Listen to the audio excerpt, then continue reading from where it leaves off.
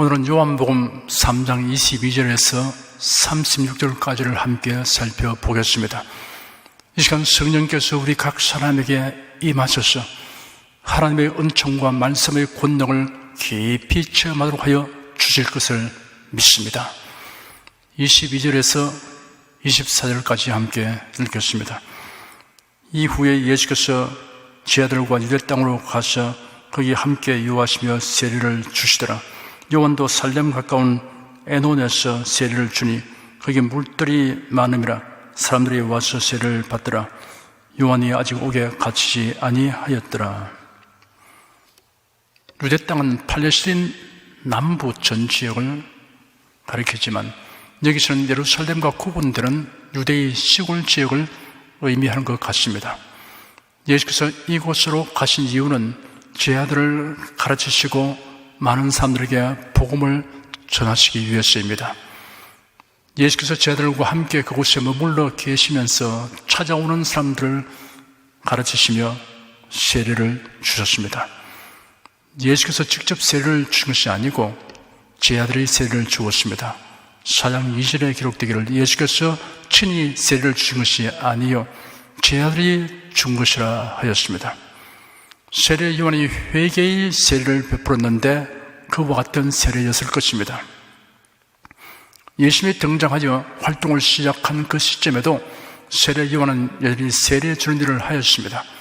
마치 해가 서산으로 넘어가면서 마지막 수양빛을 비춘 것과 같았습니다. 그러나 세례 요한은 얼마 있지 않아서 감옥에 갇히게 되고 그의 삶을 마감하게 됩니다. 요한이 세례를 주는 장소가 살렘 가까운 에논이라고 명시되었으나 지금으로는 어디인지 확실치 않습니다. 교회가 설립된 이후로 교회에서 행하는 세례의식은 요한의 세례와 다른 종류입니다. 그래도 이는 왜 세례를 받아야 하는지 그 의미가 무엇인가를 설명해 드리겠습니다. 부활하신 예수께서 승천하시기 전에 저희들에게 세례에 관하여 분부하신 말씀이 있습니다. 하늘과 땅의 모든 권세를 내게 주셨으니 그러므로 너희는 가서 모든 족속으로 제자를 삼아 아버지와 아들과 성령의 이름으로 세례를 주고 내가 네게 분부한 모든 것을 가르쳐 지키게 하라. 볼지어다 내가 성 끝날까지 너희와 항상 함께 있으리라. 세례라고 번역된 헬라어 밥티조는 본래 담그다는 뜻의 밥토에서 유래한 것입니다. 그러므로 밥티조는 기본적으로 물에 담그다는 의미입니다. 이 낱말은 유대인의 정결의식 가운데 씻다는 의미로도 사용되었습니다. 성경에 세례 받는 장면이 여러 곳에 기록되어 있습니다. 이를 살펴보면 몸을 물에 잠기게 하는 방식이었던 것이 분명합니다. 세례 요한은 요단강에서 사람들에게 세례를 주었습니다. 세례받는 사람은 강으로 들어갔던 것입니다. 에티오피아의 여왕 간다기의 모든 국고를 맡은 예시가 세례받는 장면이 사도행전 8장에 있습니다. 빌립이 입을 열어 이 글에서 시작하여 예수를 가르쳐 복음을 전하니 길 가다가 물 있는 곳에 이르러 예수가 말하되 보라 물이 있으니 내가 세례를 받으면 무슨 거리낌이 있느뇨. 이에 명하여 병들을 머물고 빌립과 네시가 둘 다 물에 내려가 빌립이 세례를 주고 둘이 물에서 올라갈새 주의 영이 빌립을 이끌어 간지라 네시는 흔히 길을 가므로 그를 다시 보지 못하니라. 빌립과 네시 두 사람이 물로 내려갔고 빌립이 네시에게 세례를 준 다음 두 사람이 물에서 올라왔습니다. 이런 네시가 물속에 잠기는 과정이 있었다는 사실을 말해줍니다. 그런데 사도행전 2장에 보면 오순절에 성령 강림을 체험한 제자들이 기도하는 소리를 듣고 모여든 사람들을 향하여 베드로가 외치기를 너희가 회개하여 각각 예수 그리스도의 이름으로 세례를 받고 죄 사함을 얻으라. 그러면 성령을 선물로 받으리니 이 약속은 너희와 너희 자녀와 모든 먼데 사람 곧 주 우리 하나님이 얼마든지 부르시는 자들에게 하신 것이라 하였습니다. 성경에 기록되기를 그 말을 받는 사람들은 세례를 받으며 이날의 제자의 수가 3,000이나 되하더라 하였습니다. 이날 3,000명이라는 사람들에게 세례를 주었으니 몸에 물을 붓는 방식으로 하였을 것으로 추리할 수 있습니다. 하나님의 성회 교단이나 침례 교단 등은 물에 잠기게 하는 방법으로 세례를 주지만 물을 머리에 약간 뿌리는 방법으로 세례를 주는 교단들도 있습니다. 이런 세례 방식을 간소화한 것입니다. 세례는 세례 받는 사람이 죄악 세상에서 구원받았음을 의미합니다. 성경이 말하는 세상은 하나님을 거역하고 심판받고 멸망받을 자에 거하는 것을 의미합니다. 세례는 세례 받는 자가 물에서 나올 때 그가 세상에 지배되지 않고 구원받게 된 것을 공개적으로 선언하는 것을 의미하게 됩니다. 로마서 6장 3절과 4절에 이렇게 기록되었습니다. 무릇 그래도 예수와 합하여 세례를 받은 우리는 그의 죽으심과 합하여 세례 받은 줄을 알지 못하느냐. 그러므로 우리가 그의 죽으심과 합하여 세례를 받음으로 그와 함께 장사되었나니 이런 아버지의 영광으로 말미암아 그리스도를 죽은 자 가운데서 살리심과 같이 우리로 또한 새 생명 가운데서 행하게 하려 함이니라. 골로새서 2장 12절에는 너희가 세례로 그리스도와 함께 장사한 바 되고 또 죽은 자들 가운데서 그를 일으키신 하나님의 역사를 믿음으로 말미암아 그 안에서 함께 일으키심을 바라느니라 하였습니다. 여기서 물은 무덤을 의미하고 있습니다. 세례는 세례 받은 자가 그리스도와 함께 죽어서 무덤에 장사되는 것을 의미합니다. 매장은 죽은 자에게 행하는 일입니다.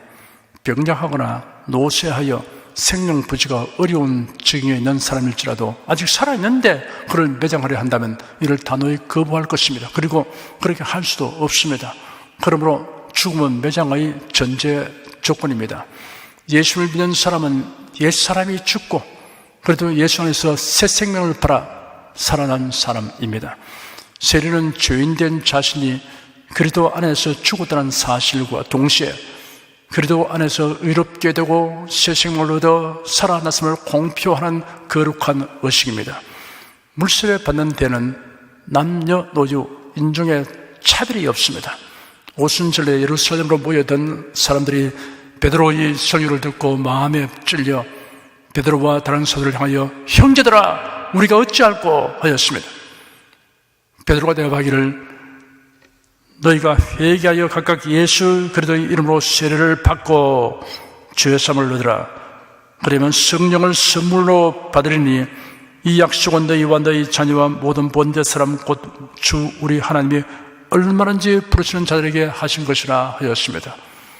너희와 너희 자녀와 모든 본대 사람 곧 주 우리 하나님이 얼마든지 부르시는 자들이라고 하였습니다. 사도행전 8장 12절에는 빌립이 하나님 나라와 및 예수 그리스도의 이름에 관하여 전도함을 저희가 믿고 남녀가 다 세례를 받으니 하였습니다. 누구든지 예수를 믿는 자는 다 세례를 받을 수 있습니다. 오순절에 예루살렘에서 세례받은 사람들은 주로 유대인들입니다. 빌립이 사마리아에서 가서 복음을 전파하니 사마리아 사람들이 믿고 세례를 받았습니다. 베드로 사도가 이방인 백부장 고넬료의 초청을 받고 가서 복음을 전하니 모두 믿게 되었으며 세례를 받았습니다. 베드로 사도의 설교를 들은 고넬료의 집에 모인 친척과 가까운 친구들이 모두 세례를 받았습니다. 빌립보 성의 자주색 옷감장사 루디아와 그 집 사람들이 바울 사도의 설교를 듣고 모두 세례를 받았습니다. 빌립보 성에 있는 감옥의 간수는 치안 관리들의 지시를 받고 바울과 실라를 감옥에 가두었습니다. 한밤중에 바울과 실라가 기도하고 찬송하니 죄수들이 다 들었습니다. 그런데 갑자기 큰 지진이 일어나 감옥의 기초가 흔들리고 모든 문들이 열리며 모든 죄수들의 사슬들이 풀렸습니다. 간수가 잠에서 깨어 감옥 문들이 열린 것을 보고 죄수들이 도망친 것으로 생각하여 금을 빼어 자살하려고 하였습니다. 바울이 큰 소리로 외쳐 말하기를 너는 자신을 해치지 마라. 우리가 다 여기 있다 하니 그가 등불을 들고 와서 바울과 실라 앞에 엎드렸습니다. 간수는 바울과 실라를 데리고 나와서 선생님들 내가 어떻게 하여 구원을 얻겠습니까? 하였습니다. 바울과 실라는 주 예수를 믿으라. 그리하면 너와 내 집이 구원을 얻으리라 하고 간수와 그의 집에 있는 모든 이들에게 주님의 말씀을 전하였습니다. 그 밤에 간수와 간수의 모든 가족이 다 세례를 받았습니다. 이처럼 유대인, 사마리아인, 이방인들이 세례를 받았습니다. 차별이 없습니다. 신앙생활 연주와 경력은 세례받는 조건이 아닙니다. 그러나 세례받는 자가 갖춰야 할 조건이 한 가지 있습니다. 복음을 믿어야 합니다. 예수께서 말씀하시기를 너희는 온 천하에 다니며 만민에게 복음을 전파하라. 믿고 세례를 받는 사람은 구원을 얻을 것이요 믿지 않는 사람은 정죄를 받으리라 하였습니다. 빌립이 사마리아에 가서 복음을 전파하니 남녀가 다 믿고 세례를 받았다고 사도행전 8장에 기록되었습니다. 영생과 구원은 회개와 믿음으로 하나님께로부터 받는 은혜이며 선물입니다. 그러므로 세례 받기 전에 죄를 회개하고 예수님을 구주로 믿는 것이 선행되어야 합니다. 회개하고 예수를 믿는 일은 다른 사람이 대신 할 수 없습니다. 각 사람이 회개하고 예수를 믿어야 합니다. 세례는 대신 받거나 대표로 받는 것이 아닙니다. 각 사람이 받아야 합니다. 세례는 구원받기 위하여 받는 것이 아니라 구원을 받은 사람이 세례를 받는 것입니다. 구원은 회개하고 예수를 믿는 자에게 주신 하나님의 은혜며 선물입니다. 세례는 우리 주님께서 분부하신 것입니다. 세례의식의 참되고 깊은 의미를 생각할 때 세례받는 것은 대단한 기쁨이며 특권입니다. 물세례는 예수를 믿어 영생을 얻었으며 그리스도인이 된 것을 공개적으로 드러내는 거룩한 의식입니다. 또한 자신이 죄시름 받고 세상에서 분리되어 나왔으며 옛사람은 장사지내고 새 사람으로 다시 살아난 것을 더욱 깊이 인식하게 되는 의식입니다. 25절, 26절 두 절을 함께 읽겠습니다. 예, 요한의 제자 중에서 한 유대인으로 더불어 결례에 대하여 변론이 되었더니 저희가 요한에게 와서 가로되 랍비여 선생님과 함께 요단강 저편에 있던 자 곧 선생님의 증거하시던 자가 세례를 주며 사람이 다 그에게로 가되이다. 결례는 보통 몸과 기구들을 씻는 정결 의식을 말하는 것이지만 여기서는 세례를 가리키는 것 같습니다. 세례와 관련하여 어떤 유대인과 세례 요한의 제자들 사이에 논쟁이 일어났습니다. 요한의 세례와 예수님의 세례 중에 어느 것이 더 나은가에 대한 논쟁이거나 혹은 세례 요한 외에 다른 분이 세례 주는 것이 가당하느냐라는 논쟁이었을 것입니다. 세례 요한의 제자들이 세례 요한에게 와서 말하기를 랍비님 보십시오. 요단강 건너편에서 랍비님과 함께 계셨고 랍비님께서 증언하시던 분이 세례를 주시니 모두가 그분께 가고 있습니다 하셨습니다. 세례 요한의 제자들은 사람들의 관심이 세례 요한으로부터 예수님에게로 전환되고 있는 것이 못마땅하게 생각되었던 것입니다. 세례 요한은 사리사욕이 없는 사람이었습니다. 하나님의 뜻을 알면 그 뜻을 쫓아 겸손하게 순종하며 살았습니다. 그런 예수님이 누구이신가를 성령님의 계시를 통해 잘 알고 있었습니다. 사람들에게 예수님을 알리고 예수님을 높이는 일에 전념하지 않고 자기를 알리고 높아지려고 골몰하는 사람은 옳은 신자가 아니며 교회의 참된 지도자가 아닙니다. 27절에서 30절까지 함께 읽겠습니다. 요한이 대답하여 가로되 만일 하늘에서 주신 바 아니면 사람이 아무것도 바랄 수 없느니라. 나의 말한 바 나는 그리스도가 아니요 그의 앞에 보내심을 바란 자라고 한 것을 증거할 자는 너희니라. 신부를 취하는 자는 신랑이나 서서 신랑의 음성을 듣는 친구가 크게 기뻐하나니 나는 이러한 기쁨이 충만하여노라. 그는 흥하여야 하겠고 나는 수여하여야 하리라 하니라. 세례 요한은 그의 제자들에게 설명하기를 하늘에서 주시지 않는다면 사람은 아무것도 바랄 수 없다라고 한 다음 이어서 내가 말하기를 나는 그리스도가 아니고 그분 앞에 보냄을 바란 자이다 라고 한 것을 증언할 자들은 너희 자신들이다 라고 그들의 역할과 사명에 대하여 분명하게 밝혔습니다. 그리고 세례 요한은 제자들에게 유대인 특유의 결혼 잔치와 관련하여 예수님과 자신과 그리스도를 믿는 자의 관계를 그의 제자들에게 설명했습니다. 예수님을 신랑으로, 예수를 믿는 자들을 신부로, 자신은 신랑의 친구로 묘사하였습니다. 결혼식에서 주인공은 신랑이지 신랑의 친구가 아닙니다. 이처럼 자신은 예수님을 위하여 존재하고 예수님의 등장을 인하여 기뻐하는 자라는 것을 명백하게 드러내어 말했습니다. 그러나 요한이 죽은 후에 그 제자들이 그 역할을 잘 수행하지 아니하고 여전히 세례 요한의 제자라는 위치를 고수하려고 하였습니다. 참된 제자가 되려면 스승의 지시와 요청에 순응하여 자기 주장과 욕구를 내버릴 수 있어야 합니다. 참된 제자는 스승이 원하는 대로 스승을 추종합니다.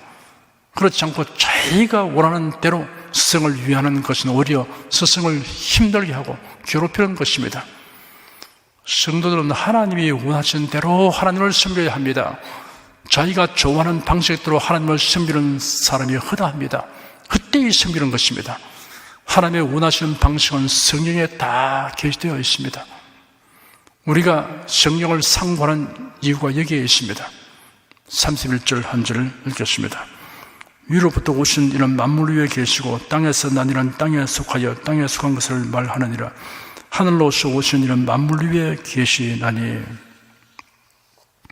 세례 요한은 예수님을 가리켜 위로부터 오신 이라고 하였고 만물 위에 계신다고 하였습니다. 예수님은 만물을 창조하셨고 만물을 다스리시는 분이십니다. 세례 요한은 자신을 가리켜 땅에서 났고 땅에 속하여 땅에 속한 것을 말한다고 하였습니다. 여기서 땅이란 천국과 대비되는 이 세상을 말합니다. 자신은 보통의 인간이라는 것을 이렇게 표현하였습니다. 사람들은 자기 의지와 관련 없이 잉태되고 태어납니다. 어떤 목적을 가지고 의도하여 언제 어디에서 누구를 통해 태어나기로 의도하여 태어나는 사람은 없습니다. 예수는 보통 사람들처럼 세상에 태어나신 것이 아닙니다. 예수는 아버지 하나님의 뜻을 쫓아 순종하여 육신을 가진 사람의 모양으로 세상에 오셨습니다. 동정녀의 몸에 성령으로 잉태되어 세상에 오셨습니다. 죄인들을 위한 대속의 죽음을 죽으시려고 오셨습니다. 그러므로 예수 그래도 외에는 구세주가 없습니다. 예수로 외에도 구세주가 있다든가 다른 종교도 구원의 길이 있다고 말하는 사람은 참된 그리스도인이 아닙니다. 교회에서의 그의 신분이 무엇이든 이런 사람은 사이비 기독교인입니다. 예수님보다 자기를 높이려고 하는 사람 역시 사이비 기독교인입니다. 사이비란 겉으로는 같아 보이나 실제로는 전혀 다르거나 아닌 것을 이루는 말입니다. 32절, 33절 두 절 읽겠습니다. 그가 그 보고 들은 것을 증거하되 그의 증거를 받는 이가 없도다. 그의 증거를 받는 이는 하나님을 참되시다 하여 인쳤느니라. 예수님은 누구에게 배워서 가르치는 분이 아니십니다. 예수님은 하나님의 계획과 섭리를 다 알고 있습니다. 예수님은 천지를 지으신 분이십니다. 그러므로 추워도 틀림이 없는 사실을 말씀하십니다. 그런데도 이를 받아들이는 사람이 없다고 세례 요한이 안타까운 마음을 토로하였습니다. 그러나 그의 증거를 받는 이는 하나님을 참되시다 하여 인쳤느니라 하였습니다. 예수님의 가르침을 받아들이는 사람은 하나님께서 하신 말씀이 진리임을 믿는다고 확인하고 입증하는 것이 된다는 뜻입니다. 34절 한 절 읽겠습니다. 하나님의 보내신 이는 하나님의 말씀을 하나니 이런 하나님의 성령을 한량없이 주신 이니라. 예수님이 하신 말씀은 곧 하나님의 말씀입니다. 예수님은 성령으로 충만한 가운데 말씀하십니다. 예수님의 성령 충만은 우리의 성령 충만과는 구별됩니다. 예수님의 성령 충만은 한량없는 충만입니다. 영원한 충만입니다. 성도들은 예수님을 통하여 성령을 받습니다. 예수께서 말씀하시기를 보혜하셨고 아버지께서 내 이름으로 보내실 성령이라고 하였습니다. 오순절 성령 강림으로 성령 충만하게 된 베드로가 군중들에게 외쳐 말하기를 하나님이 오른손으로 예수를 높이시며 그가 약속하신 성령을 아버지께 받았어 너희 보고 듣는 이것을 부어 주셨느라 하였습니다. 예수께서 부활하신 후 제자들에게 분부하시기를 예루살렘을 떠나지 말고 너에게 들은 바 아버지의 약속하신 것을 기다리라. 요한은 물로 세를 부르시나 너희는 몇 날이 못 되어 성령으로 세를 받으리라 하였습니다. 예수의 승천하신 지 열흘 후에 예루살렘의 한 집에 모여 성령 강림을 기다리던 120여 명이 모두 성령 충만을 받았습니다. 제자들이 활발하게 복음을 전하여 하루에 3,000명, 5,000명의 새신자가 늘어났습니다. 그러자 유대 종교 지도자들이 극심하게 핍박하였습니다.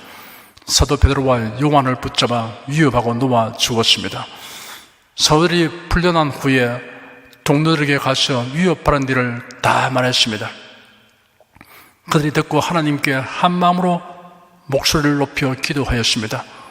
주님, 이제 그들의 위협을 살피시고 주님의 종들에게 주님의 말씀을 담대하게 말하도록 하소서. 손을 내밀어 병을 낫게 하시고 주님의 거룩한 종 예수님의 이름으로 표적과 기사가 일어나게 하소서. 그들의 기도가 마치자 그들이 모여있던 장소가 진동하였고 모두가 성령으로 충만하여 하나님의 말씀을 담대하게 전하였습니다. 오순절날 성령 충만을 받았으나 이제 또 성령 충만을 받은 사실은 성령 충만을 한 번 받으면 그 상태가 계속되는 것이 아니라는 것을 알 수 있습니다. 바울서는 에베소 교회에 보낸 편지에 기록하기를 술 취하지 말라 이런 방탕한 것이니 오직 성령의 충만을 받으라 하였습니다. 여기에 언급된 성령의 충만을 받으라는 성경 원문은 충만 상태가 지속되게 하라는 뜻이 있습니다. 데살로니가 전서 5장 19절에는 성령을 소멸치 말라고 하였습니다. 성령님은 성도가 하나님의 말씀대로 믿고 순종하며 살도록 가르치시고 인도하십니다. 그런데 이를 무시하고 거슬러 행하면 성령께서 주시는 감화, 감동과 열심과 은사가 떠나갑니다. 그러므로 성도들은 지속적으로 성령 충만하기 위해 간구하고 또한 말씀대로 살려고 힘써야 합니다. 35절, 36절, 2절 읽겠습니다. 아버지께서 아들을 사랑하사 만물을 다 그 손에 주셨으니 아들을 믿는 자는 영생이 있고 아들을 순종치 아니하는 자는 영생을 보지 못하고 도리어 하나님의 진노가 그 위에 머물러 있느니라. 아버지 하나님은 예수님에게 만유를 주셨고 심판하는 권세도 다 주셨습니다. 예수는 성자 하나님이시고 주님이시며 구세주이십니다. 그러니 아무리 훌륭한 종교 지도자, 도덕군자, 자승가, 혁명가, 지도자라도 예수님에게 견줄 수 없습니다. 예수님을 구세주로 믿는 사람에게는 영생이 있다고 하였습니다. 하지만 내게로 오라, 나를 믿으라고 하시는 예수님의 말씀을 순종치 않은 사람은 영생을 얻지 못하는 것은 물론이고 오히려 하나님의 진노가 그 위에 머물러 있다고 하였습니다. 하나님의 진노가 집행되는 날 지옥 형벌에 처하게 됩니다. 예수를 믿는 것은 영생과 직결됩니다. 하나님은 우리에게 영생을 주시기 위하여 예수님을 승에 보내셨습니다. 예수님은 우리에게 영생을 주시기 위하여 우리 죄를 담당하여 십자가 못 박혀 죽으셨습니다. 그러니 영생의 의미와 가치는 무한한 것입니다. 하나님이 주신 영생은 영원히 산다는 의미 이상입니다. 사람이 희구하는 모든 행복이 그 영생에 다 포함되어 있습니다. 영생 얻은 사람은 최상의 성공과 승리를 획득한 사람입니다. 그러므로 영생 얻은 사람은 이 생에 사는 동안 어떤 형편에 처해도 의기소침, 열등감, 패배의식을 가지지 말아야 합니다. 나는 예수 그리스도로 말미암아 영생을 얻었다. 그러므로 나는 항상 성공자이며 승리자이다 라고 생각하고 말하는 것이 합당합니다. 이러한 여러분의 생각과 말이 옳다고 확정하여 주신 분이 계십니다. 우리 주 예수 그리스도의 하나님이십니다. 지금은 이 사실을 절실하게 느끼지 못하는 성도일지라도 천국에 들어가시는 과연 하고 탐복하실 것입니다. 여러분, 그 감탄과 기쁨을 천국에 들어갈 때까지 미루실 필요가 없습니다. 이 생에 살면서 매일 매 순간 즐기고 감격하면서 살아가시기를 축원합니다. 기도하겠습니다. 하나님의 진노 아래 살다가 지옥 형벌에 처하는 운명을 지닌 우리 인생이 예수 그리스도 안에서 영생을 얻고 하나님의 자녀가 되게 하신 아버지 하나님께 감사드립니다. 그 은혜와 복이 너무 커서 우리가 다 볼 수 없는 까닭에 세상 일에 마음을 뺏기고 일이 원대로 되지 않으면 지나치게 안다라고 낙담하게 됩니다. 높은 언덕으로 올라가서 바라보면 평지에서보다 지평이 훨씬 넓게 보이던 우리의 영적 시야가 더 넓어졌어. 그래도 예수 안에 있는 은혜와 복을 매일 매 순간 더 많이 보게 되기를 원합니다. 온 성도들이 날로 더 높은 경지에 이르도록 신령한 지식과 은사가 날이 갈수록 더하도록 성령께서 가르치시고 인도하여 주시옵소서. 예수 그리스도 이름으로 기도드립니다. 아멘. 찬송가 183장 부르십시다.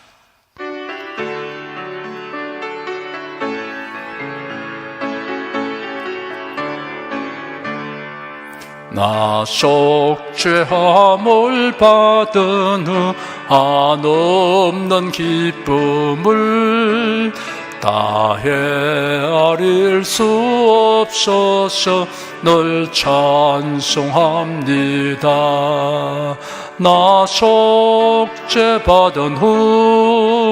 나 속죄받은 후 주를 찬미하겠네. 나 속죄받은 후 주의 이름 찬미하겠네. 나 속죄함을 받은 후 내 마음이 새로워 주 뜻을 준행하면서 주의 길을 버리네. 나 속죄받은 후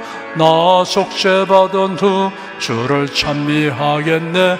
나 속죄받은 후 주의 이름 찬미하겠네. 나 속죄함을 받은 후 성령이 오셔서 하나님 자녀 된 것을 곧 증거합니다.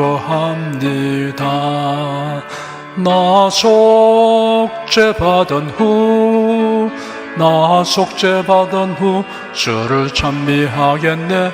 나 속죄받은 후 주의 이름 찬미하겠네.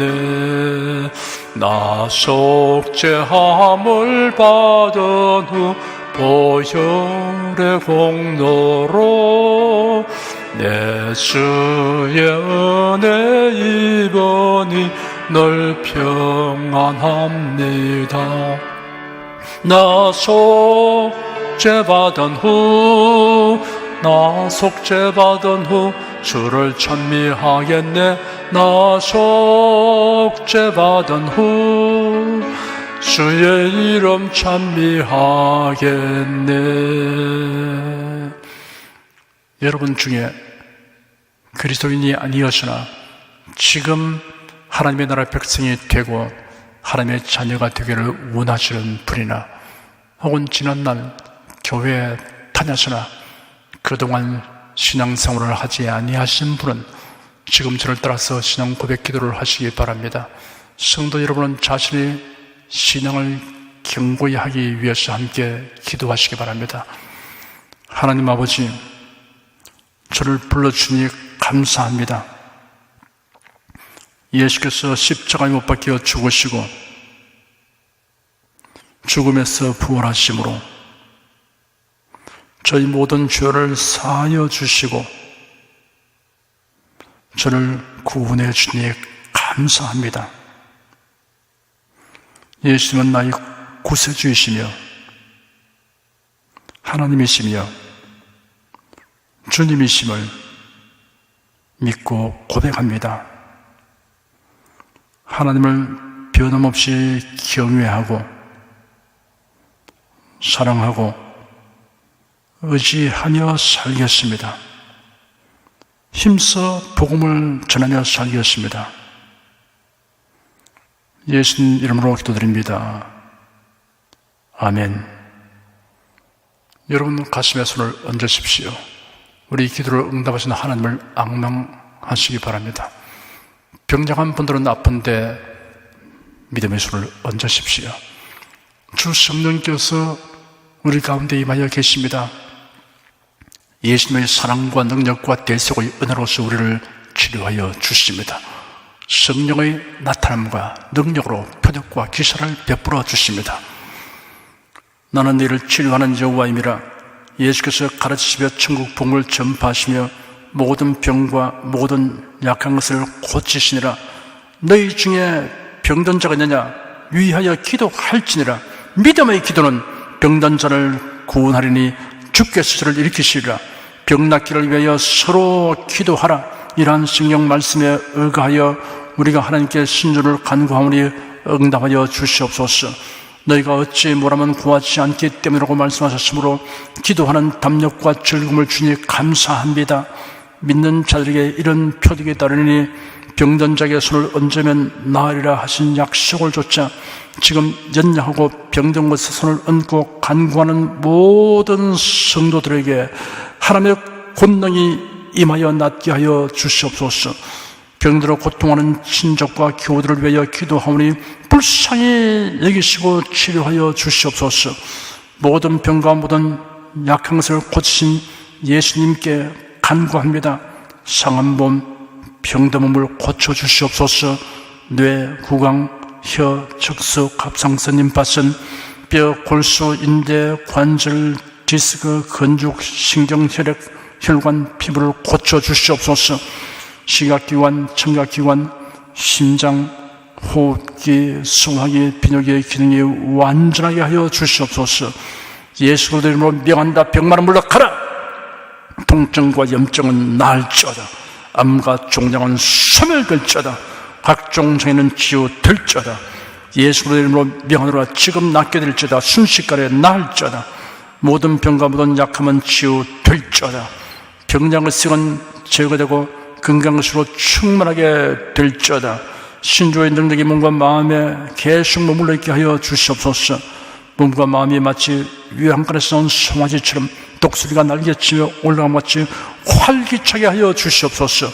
생활에 당하는 풍파는 고요하고 잠잠하게 하여 주시옵소서.